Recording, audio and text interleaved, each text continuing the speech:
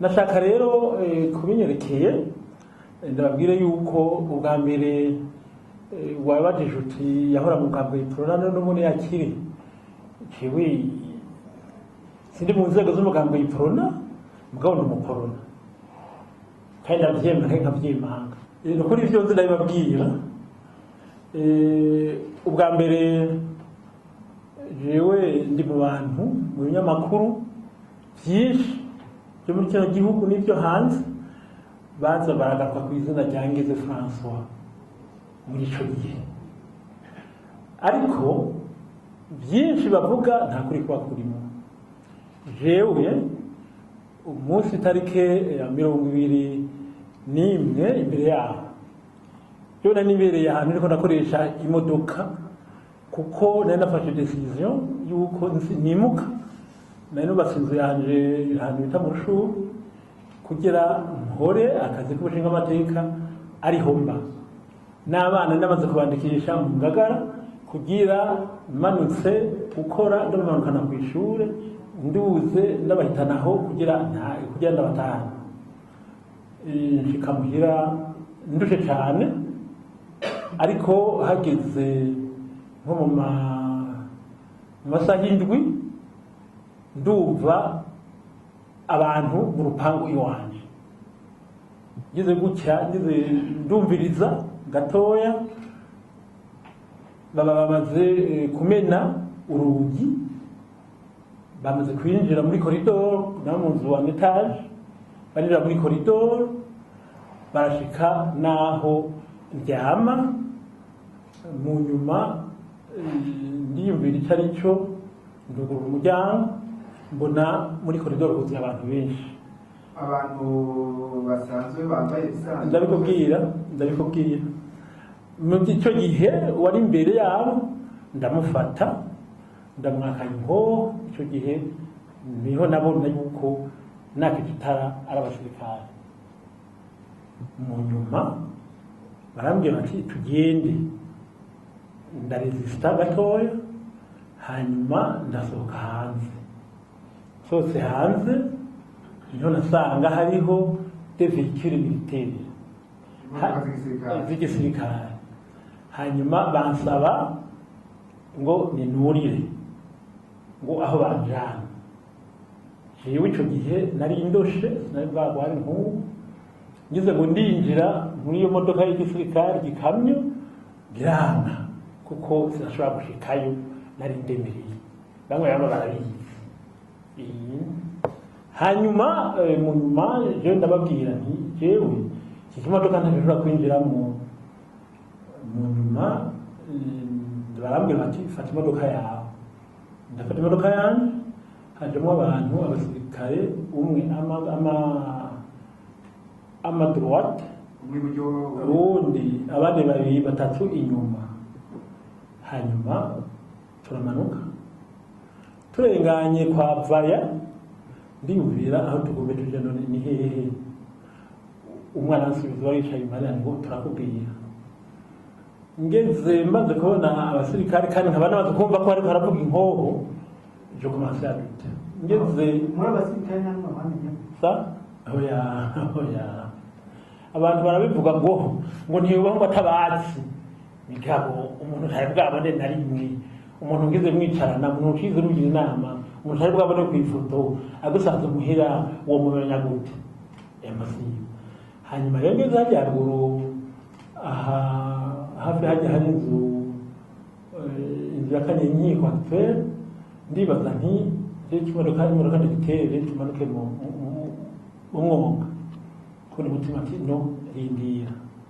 Hama tagenda banyereka inzira ija kuri Atene. Icyo gihe yari Atene, banyereka inzira ija kuri Atene. Bageze kuri Atene barahagarara, hanyuma umwe aravuga na telefona muri bya bintu byabo, arabwira uwo yatelefone ntawe nzi, amubwira ati twamutoye twamuzanye turi kumwe. Asharabaza ati none tumujane hehe. Umwe aravuga ati umwe numva ikintu zeye muri cya gifoni arabajije kuri eta majoro canke hehe. ibyo bamwishuye nuko nagiye mbona baca bakata hajya kuri sorodari inkoni turawuhinya turagenda aho nagiye je ne savais pas où mugo nabonye nuko bashize mu hantu hari abasirikare benshi bambaye beret rouge banyiriza rero ahantu barugara bugaye sinashobora kuvayo sinashobora gusohoka nta na kimwe hanyuma haheze umwanya mutoya nzarumva buguruye baca batererayo baramuzana bamaze ku ngufu batererayo bikomamo noneho we ngo ntibaciye bugara hanyuma mu mwanya mutoya arasohoka icyo jewe nabonye yababwiye ati ibi bintu muri murakora ni biki ati ngeze mwamuzanye ngaha gukora iki ati mbega murazi yuko abasoda b'abafaransa bagomba bashike ko atari aza gusigara ibyo namwumvanye wenyine mu kanwa kiwe hanyuma afata umugambi wo kugenda muhira jewe nanje zisubira muri kino kizu jewe uranjana kuko umwe uri naye ndamwumva uranjana aho uja hose ngenda rero kuvugurura imodoka yarimwo kugira nanje mva aho hantu baca baransunika baramfata basiza hahandi barugara mu nyuma hageze mu masaha n'igice saa tanu niho haza umusoda arampura abantu narindi bagomba nakwereka aho uje ngo tugomba turi mu nzira ngo tugomba tukugire umukuru w'igihugu mu nyuma turagenda aranjana ahantu hari abasirikare muri sare ishobora yo muri nk'iyi hanyuma abasirikare umwana ambaza ati abanyagihugu bakugomba kugira ngo ube umukuru w'igihugu jewe ndababwira nti umukuru w'igihugu ko ahari bigenze gute ngo mwiyumvire ibyo ariko mfise ubwoba bwinshi cyane njugumira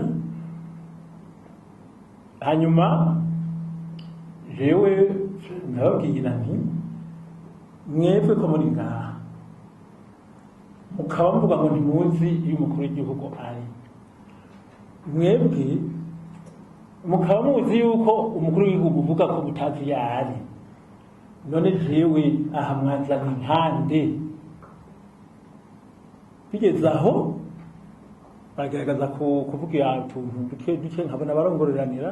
baravugana hagati yabo mugabo batariko barambwira ijambo na rimwe bigeze aho bambwira ngo hariho ngo abasirikare bakoraniye ku kibuga ngo nigende basikirije ijambo ry'ihumure jewe je ne faisais que exécuter ijambo babwiye ibyo bambwiye mugabo ndondera ukuntu jewe nigobotora kuko jewe kera nari nzi uburyo bukwiye bwo kwifasha iyo ngize mu ngorane hanyuma rero aho kuri kibuga sinitwa kibuga cy'umupira kuko sindasubirayo niho bambwira ngo nimbwira abasirikare ijambo jewe navuze kandi ndabisubiramo nti urumva ndondera ukuntu nekiza kiri ibyo bambwiye kandi ndondera ukuntu ndahava mwebwe basirikare nimwumvire ibyo abakuru banyu bababwira kuko nabona ko babagumukanye n'abakuru batakintu na kimwe bari bafise babwira n'iryo jambo navuze kandi n'ubu ndarisubiramo mwasirikare mwe nta kindi mushobora kumarira umutekano mutumvira aba barongoye njamaga bantwara mu modoka yanditseko Onatel imodoka koma iyasi yanditseko Onatel haranjana banshikana ahandi hantu hari abasirikare benshi baravuga ati wewe va kugomba ngo umukuru w'igihugu jewe cyo nabajije none ko mwangomwe ngo umukuru w'igihugu mwonzana nsa gutya niba mwebwe mwifujije ko mukuru w'igihugu mwonzana nsa gutya nari nambaye kamabiri nambaye ikintu ze ikigoti nahora iyo nduze ruguru ngiye kwirabira inka nahora nambara ahantu ku Buberure urukoti niko nari nambaye nambaye n'ikintu kimeze nka pinjama n'ubu ndabishise narabibitse abazokenera kubiraba batuza babibone hanyuma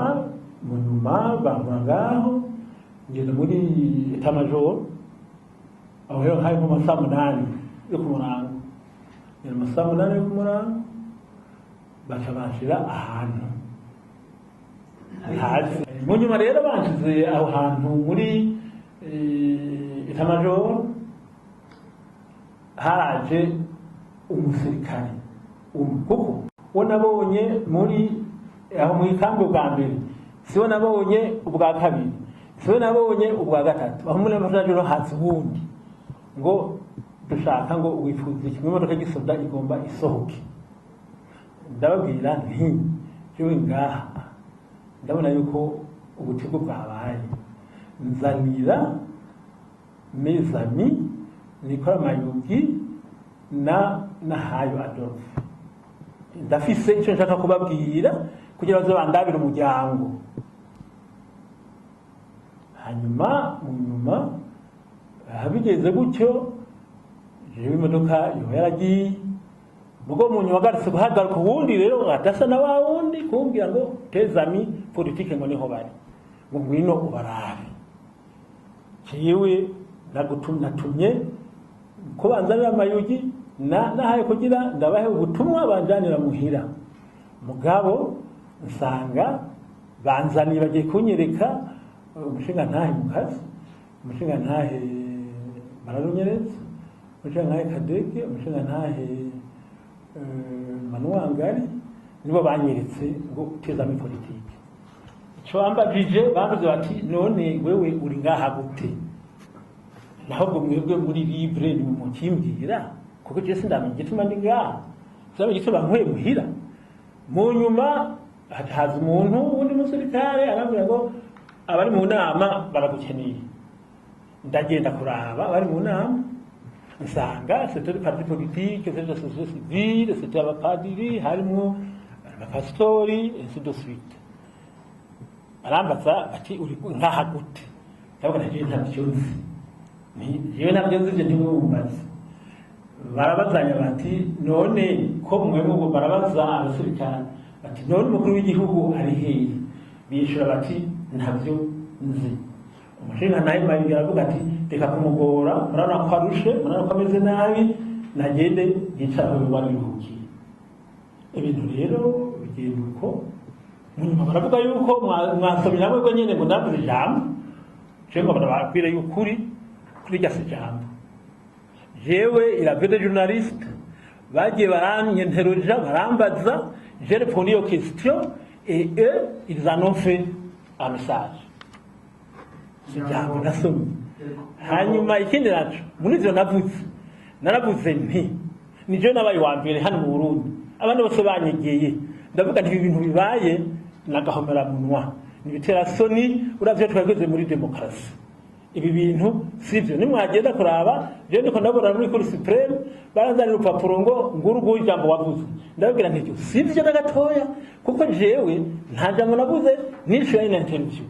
hanyuma niza gatoya hanyuma icyo batangaza ariko bararumburanya bazanira urupapuro nsanga hariko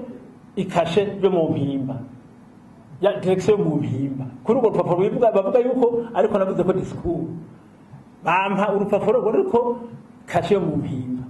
cyo nabajije muri Cour Supreme none jewe ni nabandi ko ntanga message y'umukuru w'igihugu ikashe iciwe mu mpimba mwasomye yuko sayine imbere yaho ko ari umukuru w'igihugu yaravuye nanje nibyo nsoma sivyo nabonye nibyo nsoma sivyo nabonye namwe kumva ko mwasoma none gayi kwari umuntu yavuga ngo yanyumvise mvuga ngo nta mukuru w'igihugu yimera ku wundi ngo haruro ibyo byo komanda ndadaye napfe ndadaye yari umugenzi twaragendanye twarakuranye n'igihe hari amantuzeye hari imitingi avuye muri mitingi nkava mu yindi twarabonana nkababwira nti jyaho nagiye abafrodi nabonye bazi kunuku nawe ataho nagiye abafrodi bameze kunuku